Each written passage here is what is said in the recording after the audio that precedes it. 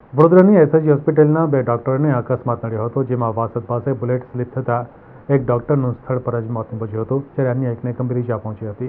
આણંદના વાસદ પાસે સોમવારની મધરાતે પૂરપાટ જતો બુલેટ અચાનક સ્લીપ થતાં તેના પર સવાર વડોદરાના એસએજી હોસ્પિટલના બે ડોક્ટરોને ગંભીર ઇજા પહોંચી હતી, જેમાં એકનું મોત નીપજ્યું હતું, જ્યારે મહિલા ડોક્ટરને સારવાર માટે હોસ્પિટલમાં ખસેડવામાં આવ્યા હતા.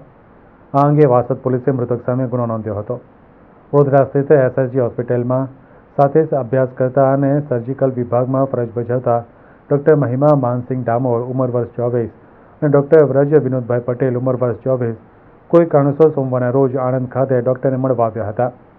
મહિમા અને વ્રજ મોડી રાત સુધી આણંદ રોકાયા હતા. બાદમાં બુલેટ પર વડોદરા જવા નીકળ્યા હતા. દરમિયાનમાં મોડી રાત્રિના 1:15 વાગ્યાની આસપાસ વાસદ ચોકડી પાસે બુલેટ પૂરપાટ ઝડપે જતું હતું અને અચાનક સ્લીપ થઈ ગયું હતું.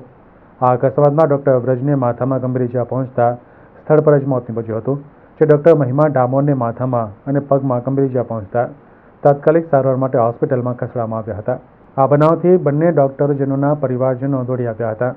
આ અંગે વાસદ પોલીસે ડૉક્ટર વ્રજ પટેલ સામે પૂરઝડપે અને ગફલતભરી રીતે બુલેટ ચલાવવા બદલ ગુનો નોંધ્યો હતો.